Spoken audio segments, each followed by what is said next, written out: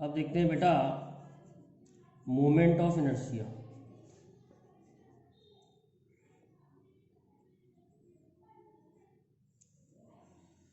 Moment of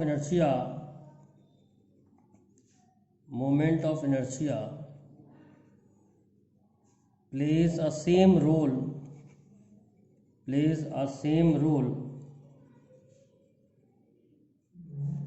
in rotational motion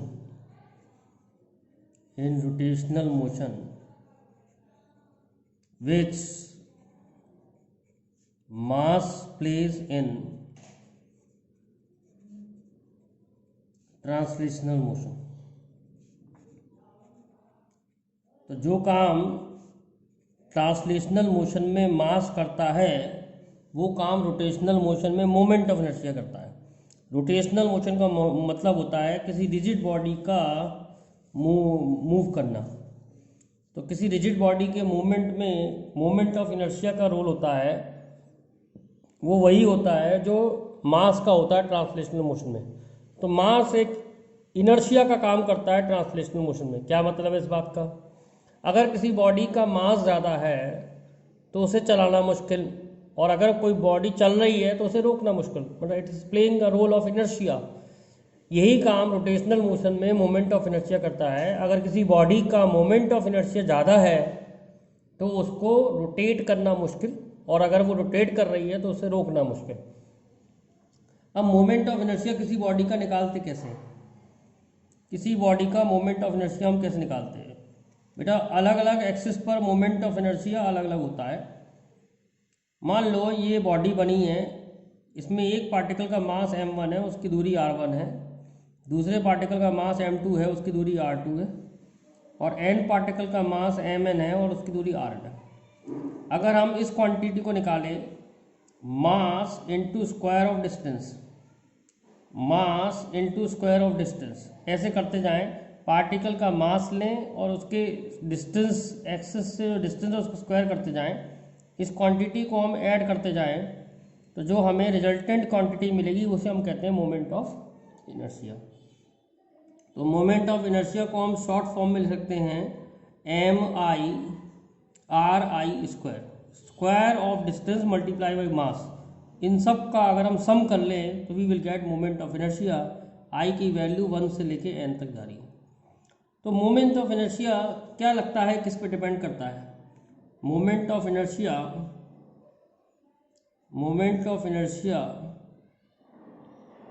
depends upon shape. अगर दो body का मास सेम भी है लेकिन उनकी शेप अलग अलग है तो मोमेंट ऑफ इनर्शिया अलग अलग होगा। Depends upon shape, size. Moment of inertia also depends upon axis of rotation. अगर मैं एक्सिस ऑफ रोटेशन चेंज कर दूं तो अभी मोमेंट ऑफ इनर्शिया बदल जाएगा। एक्चुअली इन सब का एक ही वर्ड है, actually mass distribution. Mass distribution पे डिपेंड करता है कौन सा मास कहाँ है। जैसे इस एक्सिस पर distribution of particle is some, तो अगर मैं इस एक्सिस को इधर ले जाऊं तो distribution of particle will change about the axis of rotation. तो अगर डिस्ट्रीब्यूशन चेंज हो जाएगा, उनकी डिस्टेंस चेंज हो जाएगी, तो मोमेंट ऑफ इनर्शिया बदल जाएगा। भले मास वही है, पार्टिकल्स भी वही हैं, मास वही है, पार्टिकल्स वही हैं, लेकिन उनकी अगर डिस्टेंस चेंज हो जाएगी एक्सिस ऑफ रोटेशन से तो भी मोमेंट ऑफ इनर्शिया चेंज हो जाएगा। तो मोमेंट ऑफ इनर्शिया डिपेंड करेगा अलग अलग शेप पे, अलग अलग शेप के लिए अलग अलग होगा, चाहे मास सेम हो, साइज पर, एक्सिस ऑफ रोटेशन पर, उसके मास डिस्ट्रीब्यूशन पर, कौन सा मास कहाँ है। यूनिट क्या होगी?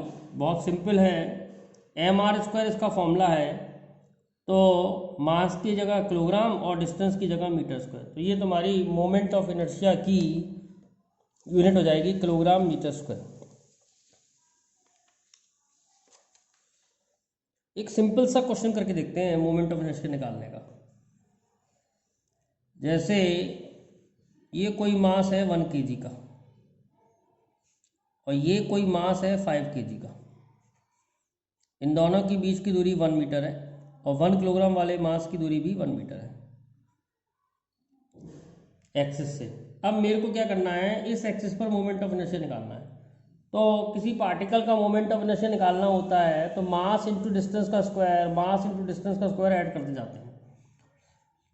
तो मास कितना है बेटा 1 किलोग्राम, और इसकी एक्सिस से दूरी कितनी है 1। फिर मास कितना है 5, और इसकी एक्सिस से दूरी बेटा 1 + 1, एक्सिस से दूरी 2 होगी। तो मोमेंट ऑफ इनर्शिया सॉल्व करके आ रहा है 21 किलोग्राम मीटर स्क्वायर।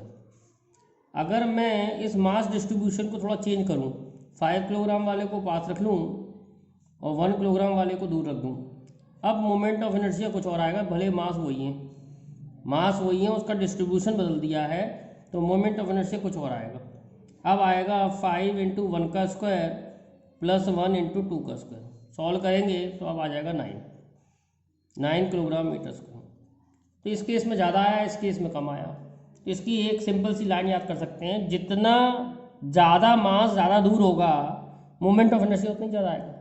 5 किलोग्राम वाला मास दूर है, मतलब ज़्यादा मास है और दूर है, तो मोमेंट ऑफ इनर्शिया ज़्यादा आएगा। अब इसमें 5 किलोग्राम वाले मास को पास रख लिया है, तो इसका मोमेंट ऑफ इनर्शिया कम आ रहा है। तो एक सिंपल सा लॉजिक याद कर लेते हैं, ज़्यादा मास ज़्यादा दूर, ज़्यादा मास ज़्यादा दूर,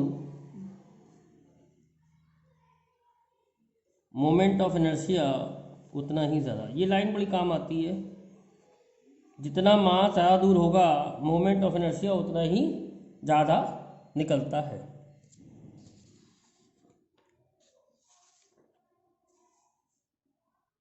मैं आपको बता रहा हूँ moment of inertia of some rigid body. Moment of inertia of some rigid body, क्योंकि मोमेंट ऑफ इनर्शिया अलग अलग एक्सिस पर अलग अलग होता है, तो आपको एक्सिस भी याद रखनी पड़ेगी। जैसे रिंग है, कुछ के मैं आपको ड्राइव करके भी दिखा दूंगा, अभी मैं डायरेक्ट बता रहा हूँ। जैसे रिंग है, रिंग का ये axis passing through centre and perpendicular to plane. Ring का moment of inertia about an axis passing through centre and perpendicular to plane, mr² होगा। सेम चीज़ अगर हम डिस्क के लिए निकालें, डिस्क के लिए moment of inertia passing about an axis passing through centre and perpendicular plane, disc के लिए ये निकल के आता है mr²/2। अब ये mr²/2 क्यों निकल के आ रहा है, ये हम ड्राइव करके दिखाएंगे इस टॉपिक के बाद। जैसे रॉड की लेंथ l है और एक्सिस सेंटर से पास कर रही है, तो बेटा रॉड का निकल के आता है ml²/12। इसी तरह से सॉलिड स्फीयर का about an axis passing through centre और डायमीटर जो होगा वो होगा 2/5 mr²। r इसकी रेडियस है स्फीयर की। सेम वे हॉलो स्फीयर का आता है, हॉलो स्फीयर का बेटा आपको याद करना है 2/3 mr²। हॉलो सिलेंडर का अपनी एक्सिस पर, इस एक्सिस पर हॉलो सिलेंडर का बेटा रिंग के बराबर आता है, तो हॉलो सिलेंडर का हो जाएगा I = mr²। और बेटा जो सॉलिड सिलेंडर होता है, कैसे आ रहे हैं आगे पढ़ाएंगे, ड्राइव करा के दिखा देंगे, अभी याद करने हैं। सॉलिड सिलेंडर का आता है I = mr²/2।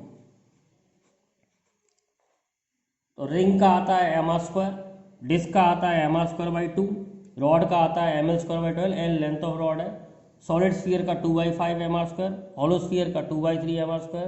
हॉलो सिलेंडर का बेटा एक्सिस देख लो, कौन सी एक्सिस पे बता रहे हैं। हॉलो सिलेंडर का रिंग के लिए बराबर होता है mr², सॉलिड सिलेंडर का डिस्क के बराबर होता है। अगर मैं हॉलो सिलेंडर का इस एक्सिस के अबाउट निकालूं, परपेंडिकुलर एक्सिस के अबाउट निकालूं, इस एक्सिस के अबाउट, तो इस केस में आता है I = ml²/12, l लेंथ होगी सिलेंडर की, प्लस mr²/2 हॉलो का। सेम वे अगर मैं सॉलिड का निकालूं, इस केस में सॉलिड सॉलिड का आता है इस एक्सिस पर I is equal to ml²/12 plus mr²/4। तो ये आपको याद करने हैं, ये मेन मैंने आपको बता दिए सारे जो एग्जाम में जरूरत पड़ सकते हैं। किस बॉडी का कितना मोमेंट ऑफ इनर्शिया होता है किस एक्सिस पर, ये याद करना पड़ेगा। किसी दूसरी एक्सिस पर चाहिए तो फिर हमें थ्योरम लगानी पड़ती हैं। दो थ्योरम होती हैं सिलेबस में, पैरेलल एक्सिस थ्योरम और परपेंडिकुलर एक्सिस थ्योरम। उसके बेसिस पर हम बाकियों का भी निकाल सकते हैं, पर बाकी और एक्सिस पे भी निकाल सकते हैं, पर ये आपको लर्न होना चाहिए। फिर किस एक्सिस पर कैसे निकालते हैं वो मैं आपको सिखाऊंगा। Moment of inertia of a ring, derivation देखते हैं। Moment of inertia of a ring, बेटा किसी पार्टिकल का मोमेंट ऑफ इनर्शिया m² होता है, और रिंग बहुत सारे पार्टिकल से मिलकर बनी हुई है। मान लो ये रिंग है और इसका मोमेंट ऑफ इनर्शिया निकालना है मेरे को। तो रिंग पर एक स्मॉल एलिमेंट ले लिया dm, इसकी लेंथ ले ली मैंने dl। तो dl जो लेंथ है एलिमेंट की, उसका मास dm है। तो हमें मोमेंट ऑफ इनर्शिया निकालना है। तो सबसे पहले मोमेंट ऑफ इनर्शिया निकालने के लिए स्मॉल इस पार्टिकल का मोमेंट ऑफ इनर्शिया इस एक्सिस के अबाउट क्या होगा। तो मोमेंट ऑफ इनर्शिया का फॉर्मूला पड़ा है मास इंटू डिस्टेंस का स्क्वायर, मास इंटू डिस्टेंस का स्क्वायर। तो डिस्टेंस का स्क्वायर इस केस में, रेडियस रिंग के केस में फिक्स है। r जो रेडियस है, सारे पार्टिकल r दूरी पर है, ये वाला पार्टिकल भी r दूरी का है। तो अब नेट मोमेंट ऑफ इनर्शिया निकालने के लिए I have to integration of dm r²। तो dm कैलकुलेट करना पड़ेगा। dm क्या है, dl लेंथ का मास dm है। तो सबसे पहले देखते हैं 2π, पूरी रिंग का जो मास है वो m है। तो पूरी रिंग की लेंथ कितनी है 2πr। 2πr का मास m है, 1 का मास होगा m/2πr, और dl लेंथ का मास होगा m/2πr इंटू dl। जो dl लेंथ का मास है वही dm है। तो dm की वैल्यू मिल गई m/2πr इंटू dl। तो एक्चुअली में हमको यही सॉल्व करना पड़ेगा। dm की वैल्यू रख देंगे और इंटीग्रेट कर देंगे तो आंसर आ जाता है। तो I is equal to integration of m/2πr dl into r²। ठीक है, अब I क्या क्या चीज़ें कैंसिल हो रही हैं, 2πr और r ये सब कांस्टेंट हैं। तो mr/2π इंटीग्रेशन ऑफ dl एक स्मॉल एलिमेंट है और इसका इंटीग्रेशन जो है टोटल लेंथ आएगी 0 से लेके 2πr। टोटल लेंथ बेटा 2πr है रिंग की। तो dl की जो लेंथ है कहाँ से कहाँ वेरी कर रही है, 0 से लेके 2πr। तो I is equal to mr/2π, dl का इंटीग्रेशन l, लिमिट 0 से लेके 2πr। अब इसकी वैल्यू रखेंगे तो I is equal to mr/2π 2πr minus 0। Solve करेंगे तो ये वैल्यू आ जाएगी m r²। तो रिंग का मोमेंट ऑफ इनर्शिया कितना निकलता है m r²। किस एक्सिस पे निकल रहा है ये भी याद करना पड़ेगा। About an axis passing through centre and perpendicular to plane. लिख देता हूँ मैं, about an axis passing through center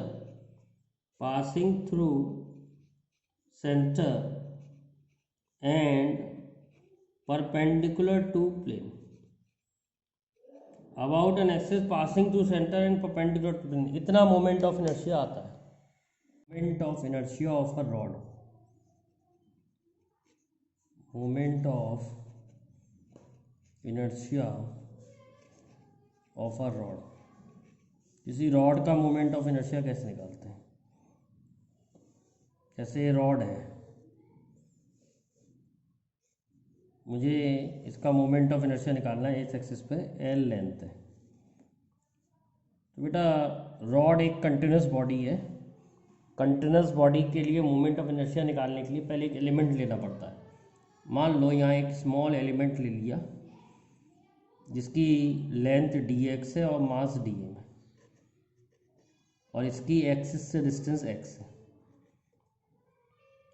तो इस स्मॉल एलिमेंट का मोमेंट ऑफ इनर्शिया होगा dmx², और इसका इंटीग्रेशन करेंगे तो हमें टोटल मोमेंट ऑफ इनर्शिया मिलेगा रॉड का।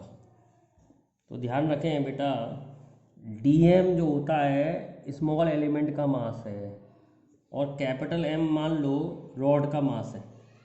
तो सबसे पहले हमें dm निकालना पड़ेगा, तब हम इंटीग्रेट करके टोटल इनर्शिया निकाल पाएंगे रॉड का। तो एक सिंपल सा तरीका है, L लेंथ का मास m है, L रॉड है, इसकी लेंथ का मास m है, 1 लेंथ का मास m/l होगा और dx लेंथ का मास जो होगा वो होगा m/l dx। जो dx लेंथ का मास है वही dm है, तो dm की वैल्यू मिल गई m/l dx। तो dl की जो वैल्यू मिल गई, dm की जो वैल्यू मिल गई m/l dx, ये वैल्यू यहाँ रख देता हूँ, I is equal to integration of m/l dx X square. अब x की लिमिट लगानी पड़ेगी। लिमिट कैसे लगाएंगे बेटा, यहाँ पर x की वैल्यू 0 है, यहाँ पर ये आधा है, तो यहाँ पर x कोऑर्डिनेट की वैल्यू होगी -l/2 और यहाँ पर x कोऑर्डिनेट की वैल्यू होगी +l/2। तो -l/2 से लेके +l/2 तक इंटीग्रेट करना पड़ेगा। ध्यान रखें ये एक्सिस है और ये x है। x जो है अगर मैं पीछे जाऊँगा तो नेगेटिव हो जाएगा, तो -l/2, और x में आगे जाऊँगा तो इस पॉइंट तक पहुँचूँगा तो l/2। पूरी रॉड के लिए x का इंटीग्रेशन जो होगा -l/2 से +l/2 तक होगा। तो I is equal to integration of m/l X square dx -l/2 से लेके +l/2, ये x की लिमिट रख दी मैंने। अब I is equal to m/l X square integration -l/2 से लेके +l/2। सॉल्व करेंगे तो I का फॉर्मूला आ जाएगा m/l एक्स स्क्वायर का इंटीग्रेशन x³ अपॉन 3 -l/2 से लेके +l/2। इसको फर्दर सॉल्व करेंगे तो ये आ जाएगा m/l x, 3 बार ले लो, 3 बार ले लिया है, x³ की वैल्यू आ जाएगी l/2 का क्यूब माइनस ऑफ -l/2 का क्यूब। सॉल्व करेंगे तो ये आ जाएगा आपका m/3l l³ upon 8 plus l³ upon 8। Solve करके आ जाएगा m/3l 3l³ upon 2l³ upon 8। Solve करेंगे तो ये वैल्यू आ जाएगी I is equal to ml²/12। तो रॉड का इस सेंटर वाली एक्सिस पर मोमेंट ऑफ इनर्शिया होता है I is equal to ml²/12। अब देखते हैं बेटा moment of inertia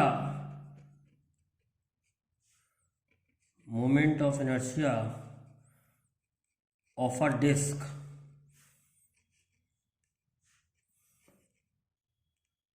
about an axis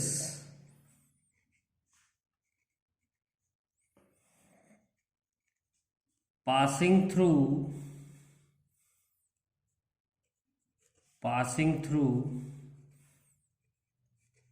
center of a disk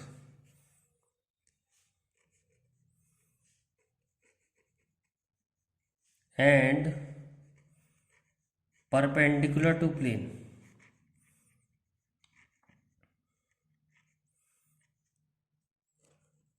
अब बेटा मेरे को एक डिस्क का मोमेंट ऑफ इनर्शिया निकालना है।